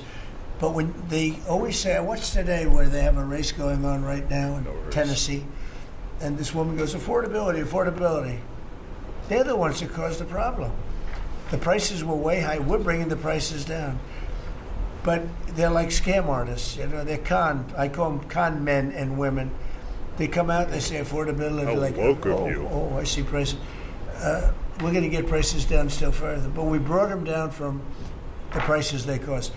The reason that they had the highest inflation in the history of our country was COVID. Because they had the highest prices. But we brought them down. No shit, what do you think inflation is? It's the price level.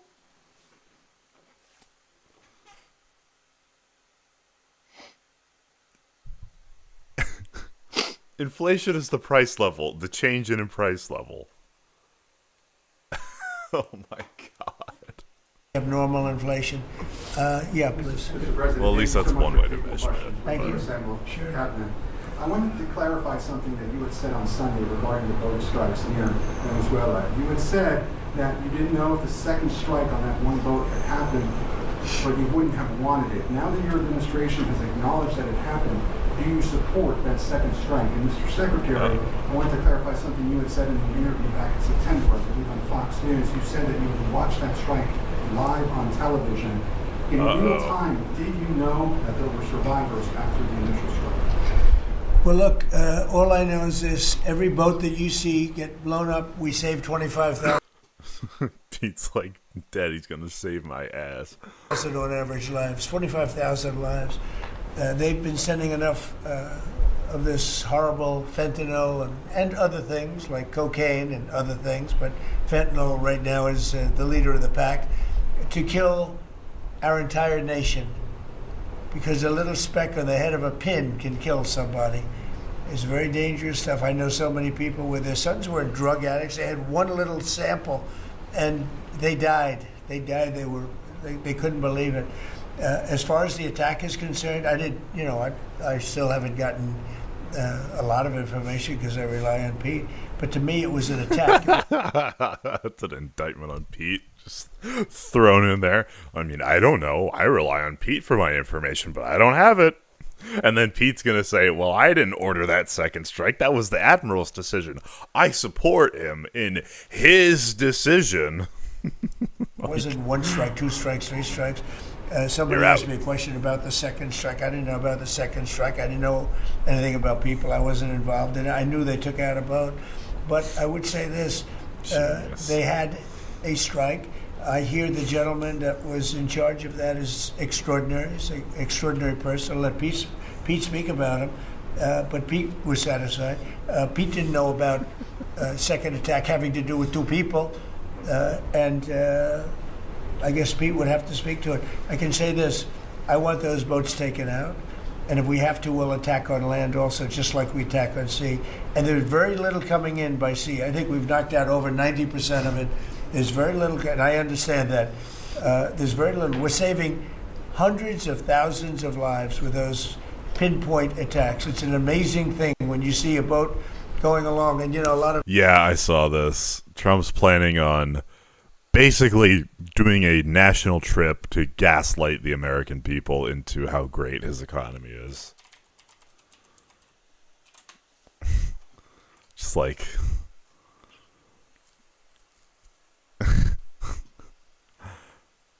Yeah, I saw this on Twitter.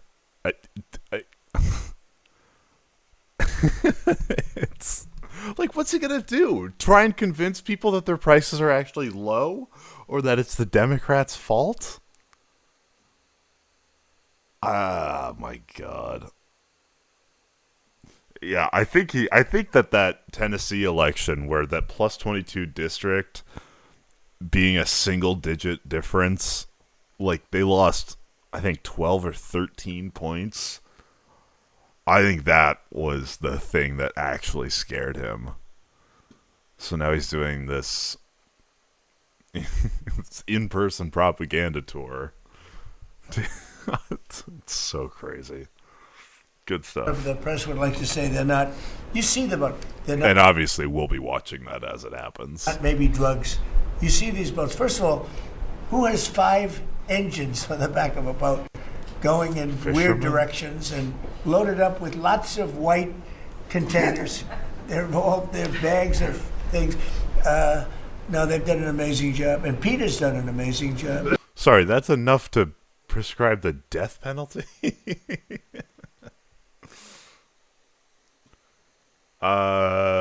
Yeah. We can read that Harvard Youth poll. That'd actually be interesting. Was this published today? Yeah, okay. We'll read that next. Pete, you could probably better answer the question. No, you're spot on, sir. I think you got to start with the baseline, which Marco laid out, everybody's laid out. You got 20 million people invading our country over 4 years. We don't know where they're coming from. That includes Tren de Aragua and cartels and violent criminals. They bring drugs, and you mentioned it, Mr. President, poisoning, an intentional poisoning of the American people, killing hundreds of thousands of Americans. So the president had the courage to designate these cartels as designated terrorist organizations. Now, a number of us here served in the military. Can the president for 20 do that years fighting unilaterally? terrorists like Al-Qaeda and ISIS on the other side of the world. How do you treat Al-Qaeda and ISIS? Do you arrest them and treat them, pat them on the head and say, don't do that again? Or do you... When we were engaged in war and there was gunfights, no. But if there were water or boat ISIS, or if they were rendered otherwise incapable of fighting, then yeah, you would take them prisoner. That's just how you conduct yourself in war. End the problem directly by taking a lethal, kinetic approach. And that's the way President Trump has authorized the War Department to look at these cartels. And I wish everybody could be in the room watching our professionals like Mitch Bradley, Admiral Mitch Bradley, and others. See, he's shifting the blame. He's naming the person he wants them to go after because he knows that this is a war crime. JSOC and SOCOM and other commanders. The deliberative process, the detail, the rigorous, the intel, the legal, the evidence-based way that we're able to, with sources and methods that we can't reveal here, that make sure that every one of those... Classic Republican strategy. Trust me, bro, I just can't tell you. Drug boats is tied to a designated terrorist organization. We know who's on it, what they're doing, what they're carrying. All these white bales are not Christmas gifts from Santa. This is drugs running on motor fast boats or submarines that we've also struck. No one's fishing on a submarine. And I have empowered them to make that call. Now, the first couple of strikes, as you would, as any leader would want, you want to own that responsibility. So I said, I'm going to be the one to make the call after getting all the information. Oh my God, it's so transparent. The first couple of strikes were all me, but these ones, no. It's the right strike. That was September 2nd. There's a lot of intelligence that goes into that, building that case and understanding that, a lot of people providing information. I watched that first strike live. As you can imagine, at the Department of War, we got a lot of things to do. So I didn't stick around for the hour and 2 hours, whatever, where all the sensitive site exploitation digitally occurs. So I moved on to my next meeting. A couple of hours later, I learned that commander had made which he had the complete authority to do, and by the way, Admiral Bradley made the correct decision to ultimately sink the boat and eliminate the threat. He sunk the boat. He's actually just getting and eliminated thrown under the bus. threat. And it was the right call. We have his back. And the American people are safer because narco-terrorists know you can't bring drugs through the water and eventually on land if necessary to the American people. We will eliminate that threat, and we're proud to do it. So you didn't see any survivors, to be clear, after that first strike? You personally? I did not personally see survivors, but I stand, because the thing was on fire. It was exploded in fire or smoke. You can't see anything. You got digital. This is called the fog of war. This is what you in the press. Is that what fog of war means? You sit in your air-conditioned offices or up on Capitol Hill and you nitpick and you plant fake stories in the Washington Post about kill everybody, phrases on anonymous. It's not like obscured vision.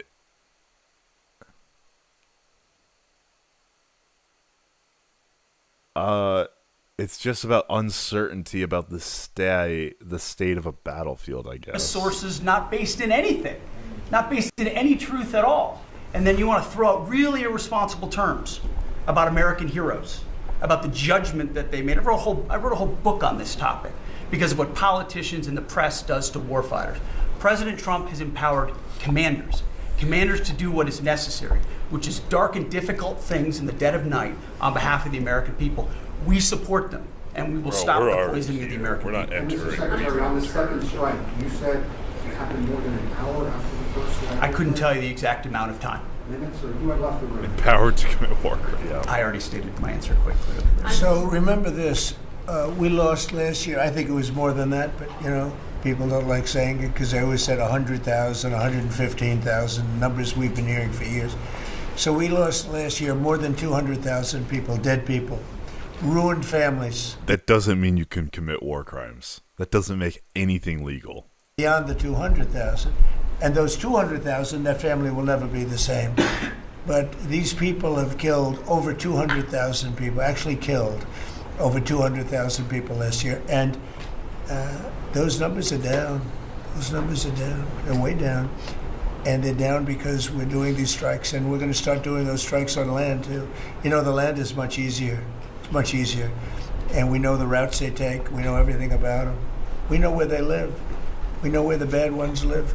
And we're going to... Because he's old and demented, man. And there's people are saying he's got dentures because he's talking a lot more like this. Soon too. Mr. President, thank you so much, Mr. President. And you know what? When we start that, we're going to drive those numbers down so low.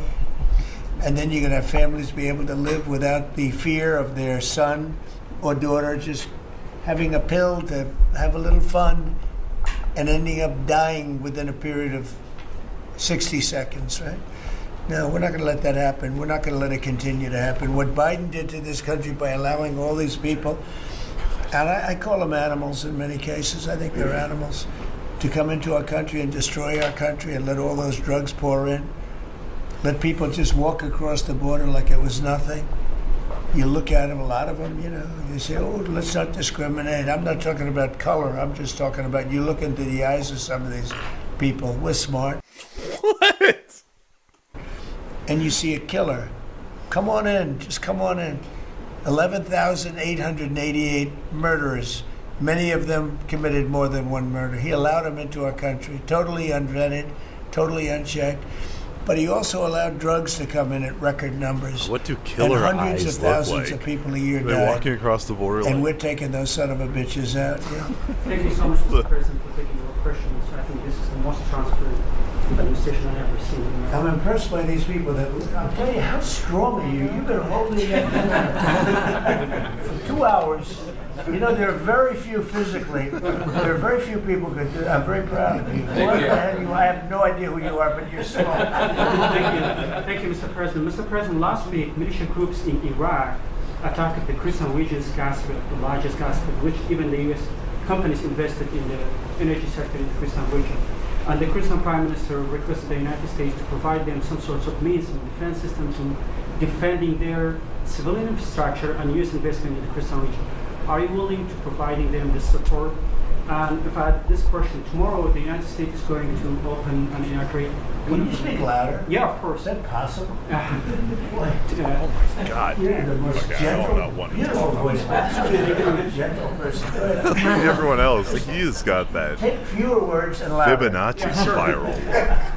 I'll repeat my first question. Last week, the Iraqi militia groups attacked one of the largest gas fields in the Kurdistan region of Iraq, which even the U.S. companies have invested in these gas fields. Yeah. And then, Are you from Iraq? I'm from Kurdistan, Iraqi Kurdistan. Okay. Yeah. I'm working for Huda Media Network.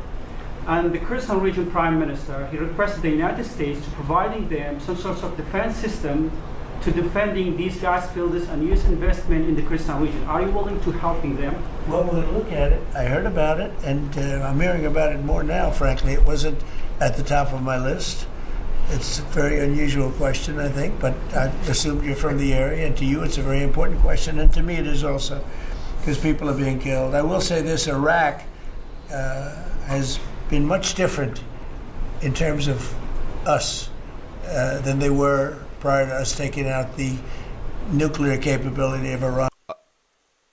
You know, Iran has gone down many, many steps in terms of its fear factor. They were the bully of the Middle East, and they're really not the bully of the Middle East anymore. And Iraq was being bullied by Iran. You know, we had a president that thought it was brilliant to blow them up, and they blew them up, and all of a sudden, instead of having a power that was basically equal to Iran, they had Iran ruling the Middle East for a long period of time. But Iraq, from... I need to do more reading on post-war Iraq and how that all played out. Why is he saying fear factor like it's top Trump? Yeah, I don't. Today we hit him with those B-2 bombers and knocked out and obliterated, because CNN said, well, maybe it wasn't total obliteration. Well, it turned out it was totally obliteration. It was every single one of those missiles hit its target. It was actually amazing, but it was wiped out, totally wiped out. I will tell you, Iraq has been a much friendlier place. They talk to us.